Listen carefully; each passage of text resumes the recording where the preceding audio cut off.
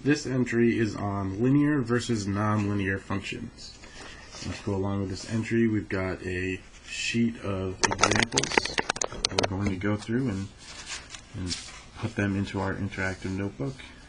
So to cut these out, you're just going to cut out right along this edge and then along this edge. I'll let you pause the video and you can do that. We're going to start with example 1. Okay. Does the table represent a linear or a nonlinear function? So a nonlinear function is a function that doesn't have a constant rate of change. So let's write that as a definition. Okay. A nonlinear function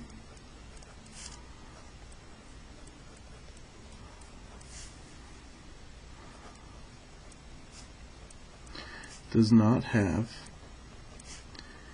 a constant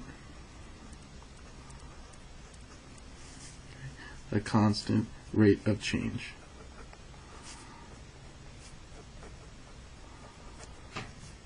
Okay, and rate of change, that's another word of saying slope. So that means that if you were to look at this graph, depending on what points you picked, the slope would be different for those points. In order for it to be linear, okay, it's got to have a consistent slope through all of the points. And it's going to make a line when that happens. Okay, nonlinear functions, they're not going to make lines. Okay. So how can we figure out, using a table, whether the function is linear or nonlinear? And it's actually a pretty simple process. Okay. If it's linear, it's going to have a constant rate of change. So from 3 to 6, we are adding 3. From 6 to 9, we are adding 3. 9 to 12, adding 3. Okay, that's constant. And from 40 to 32, we are subtracting 8. 32 to 24, subtract 8. 24 to 16, subtract 8. So because 3, negative 8, 3, negative 8, 3, negative 8, because that is constant, okay, it is going to be a linear, right? And what you could say is that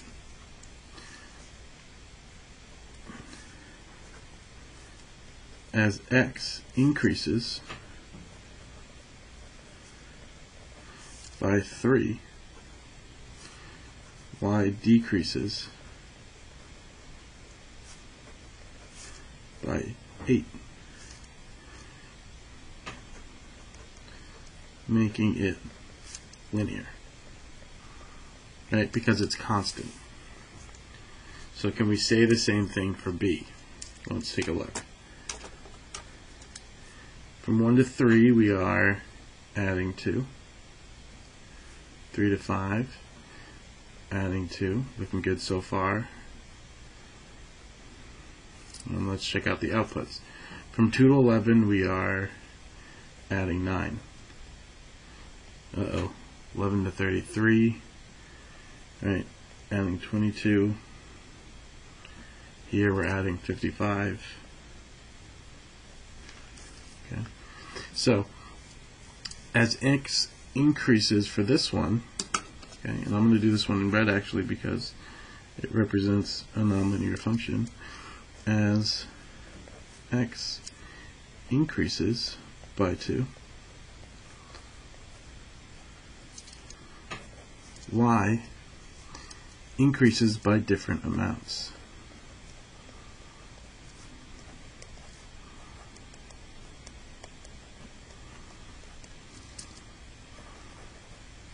Okay.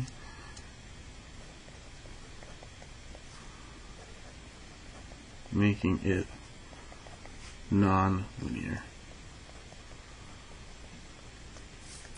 So if you're given a table and you want to see if it's a linear function or not, you want to find the rate of change within that table. If it's consistent, then it's linear. If it's changing, then it's nonlinear. And what you can do is you can just go ahead and glue those examples right on top of those problems and just underneath the definition.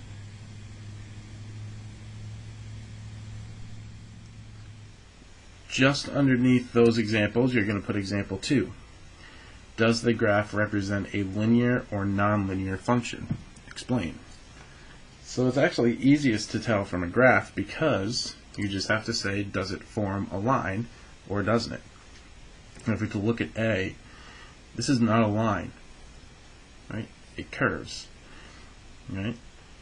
The slope between this point and this point is going to be different than this point and this point, right? So from maybe here to here, it's 1. From here to here, it's practically 0. So this one is not a linear function, okay? This is nonlinear.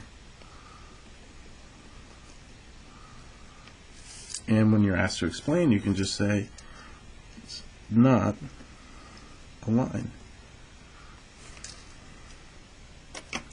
This one here, right? Well, this is most certainly a line, right? What is the rate of change of this line?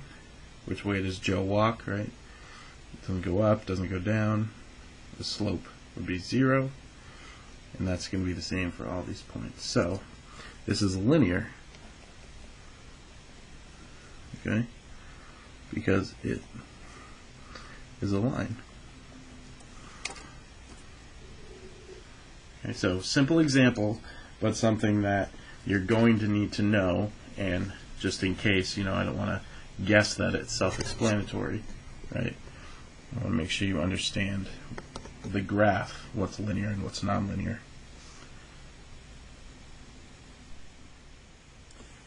This last example I've actually given you the solution to, so there's not any notes you have to write on this unless you want to make your own markings. Just because it involved a lot of writing and I wanted to have the example down, go through the example with you without you having to write all of this down. So the question we're asked is, account A earns what's called simple interest. Okay. Account B earns compound interest. And the table shows the balance for 5 years for each type of account. And we're asked to graph the data and compare those graphs. Okay? So in the original question, you're not actually given this graph, you're asked to make it. Okay? But we're just going to talk about it. So we've got this simple interest one here. Right? So you have $100 to start. Then after 1 year, you make $10. 2 years, you make $120. 3 years, you're at $130. 4 years, $140. 5 years, $150. So it's going up 10 each time. Right? But that is most certainly linear. And that's simple interest. Account B is what's called compound interest.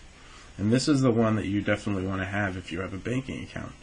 Because you'll notice that you start at 100, then you go to 110, then you go to 121, not 120, then 133, then 146, then 161. Right? So as the years go on, this account with compound interest is going to earn a lot more than your account with simple interest. Okay? And each of these has its own formula that we might get into by the end of the year. You'll definitely see it in algebra. Okay? But what you'll be asked to do is then graph each of these separate lines on a coordinate plane and then asked to compare them. So as a solution, okay, both graphs show that the balances are positive and increasing. Right, they're positive and they're increasing. The balance in account A has a constant rate of change at $10. Goes up $10 every year. And then account B increases by different amounts each year. So because the rate of change is not constant, the function representing account B is nonlinear. So I would definitely want to count B, right, as a savings account, going up, up, up, up, instead of just adding $10, right, every year. How you're going to put this in your book, you probably have noticed that it's not going to fit right in.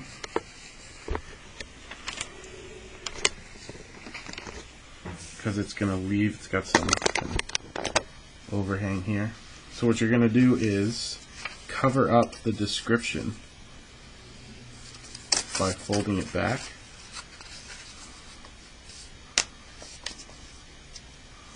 And then making a crease to the best of your ability. Okay. And what you'll do is you'll just kind of make a gluing tab, put some glue here on the back, so that when you go to flip this up, you can see the solution and you can tuck it away. Okay.